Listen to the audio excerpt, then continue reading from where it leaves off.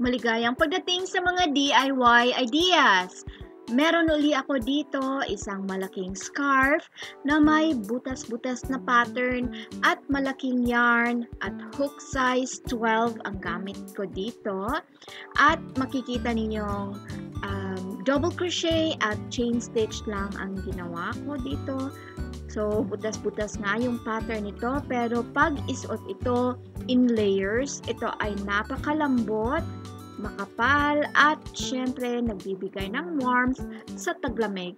So, ito yung super chunky na wool and the gang, at ito ay tawag niya ay crazy sexy wool.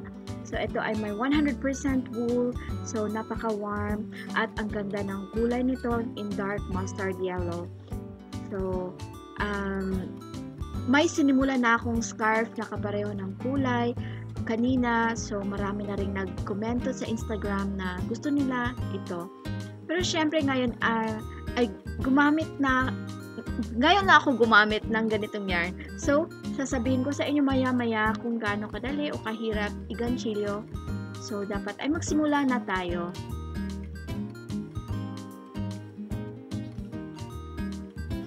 Sa proyektong ito, gagamit tayo ng dalawang bolang yarn and naturally, mag-umpisa tayo dito sa isa at nasabi ko kanina, ito ay ang wool and the gang. Ang kulay nito ay mustard Sally.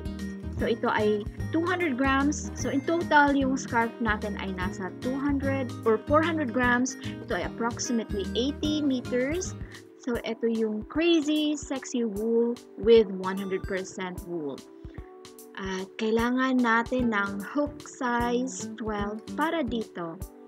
So, pwede itong pang-gantsilyo or for knitting na rin. Okay, so yeah, tatanggalin ko na itong label at magsimula na tayo sa pinakadulo na itong yarn. Okay, eto. So, yung dulo at eto nga yung gamit kong hook size, number 12. So, gumawa ng knot, eto. Then, gumawa ng chain stitches. So, ayan, isa, dalawa, tatlo, apat, lima, anim, pito, walo, siyam, sampu, 11, 12. Okay, tignan ninyo kung gaano kalaki nitong yarn. Okay, so may 12 chain stitches na tayo. So, yung gagawin natin ay mag-add pa tayo ng dalawa pa.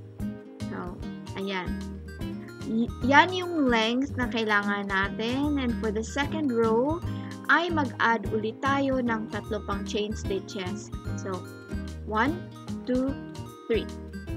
So, sa kasunod na butas, gumawa ng double crochet. So, ayan. So, yan yung first na double crochet natin.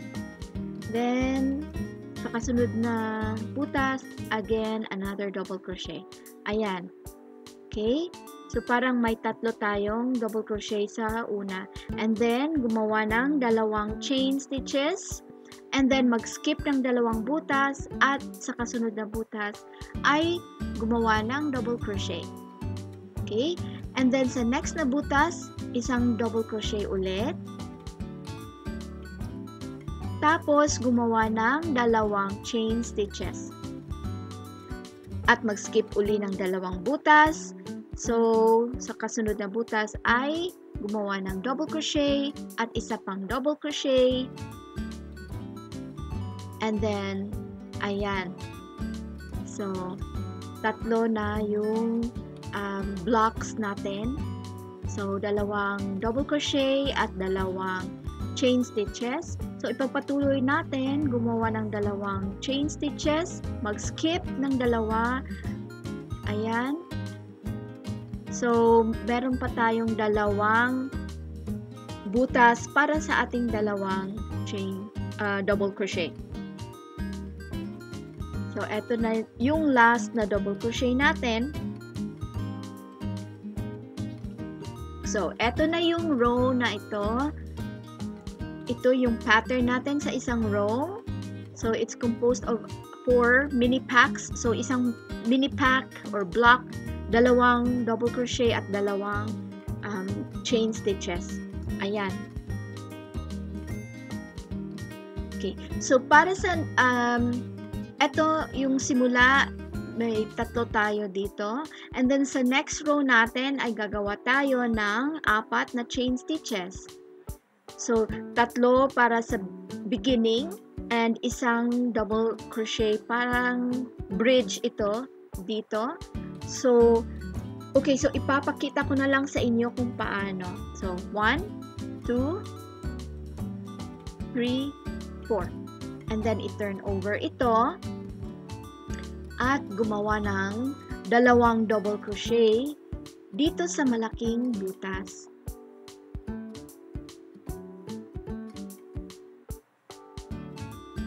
And then, dalawang chain stitches. So, dito ulit sa next na butas ay dalawang double crochet. And after that, dalawang chain stitches. So, eto na ngayon yung pattern. So, chain stitches. Tapos, dalawang double crochet.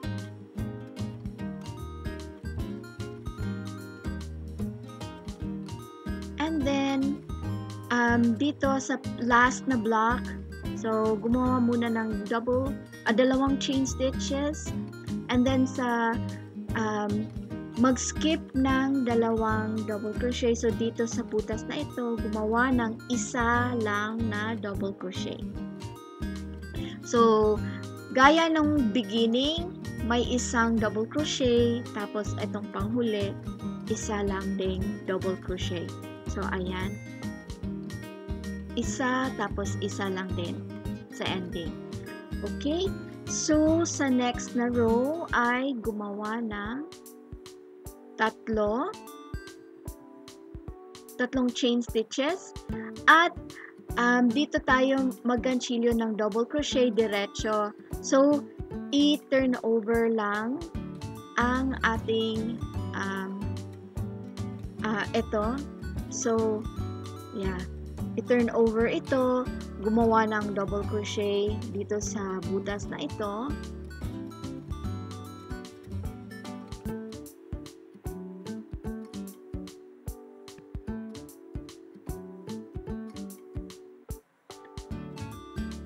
Tapos dalawang dalawang chain dito sa butas na kasunod, dalawang double crochet, then dalawang chain.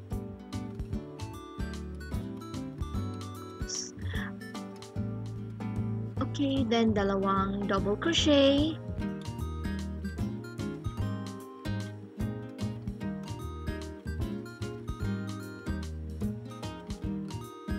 Ayan, dito ay dalawang double crochet. So, ayan, makikita ninyo yung pattern natin sa first row, may 4 na blocks. Tapos, sa second row, may 3 blocks. So, sa ends ay tig-iisang double crochet lang. And so, dito sa pangatlong row, 4 na blocks din. Okay? So, paulit-ulit lang itong pattern natin. 2, 3, 4. Ayan. And then,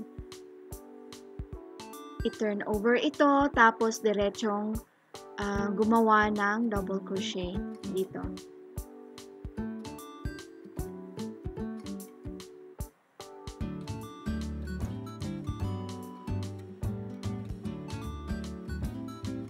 So, in between ay talagang ang dami ko nang nagawa na double crochet at chain stitches. So, dito ay ang sarap hawakan ng ating scarf. At yeah, eto malapit na tayong matapos at ito ay isang loop scarf. So, idudugtong natin ang dalawang dulo dito. So, eto itapat lang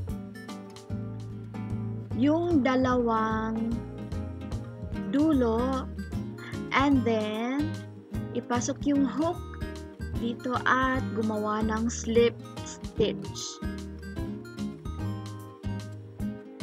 Ayan. So, isang slip stitch. So, ipagpatuloy ang paggawa ng slip stitches hanggang sa makarating sa kabilang side. And so, ayan, malapit na tayong matapos dito.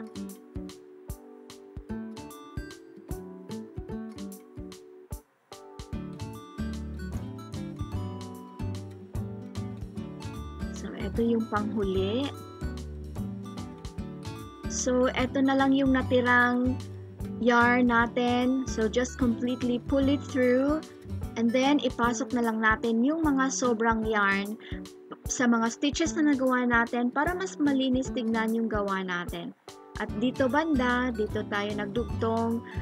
Di siya masyadong obvious na pinagdugtong natin yung dalawang dulo. So, eto na siya. Yung loop scarf natin. So, sana ay sa videong ito, nagustuhan ninyo ang ginawa nating XXL wool scarf. Bulky yung yarn na gamit pero kayang-kaya itong i-gantsilyo gamit ang size 12 na hook. Sobra akong nagandahan or naganahang mag-gantsilyo. At syempre nagandahan na rin ako sa kulay nito. At ang bilis ko ding natapos nito. Napakadali nitong gawin kaya kahit na mga baguhan, kayang-kaya itong gawin. I super like it. So, sana ay nagustuhan ninyo ang video ito. Excited ako makita ang inyong mga komento. Isulat ang mga komento dito sa ibaba. Bigyan kami ng thumbs up at mag-subscribe sa aming channel. So, hanggang sa muli. Paalam!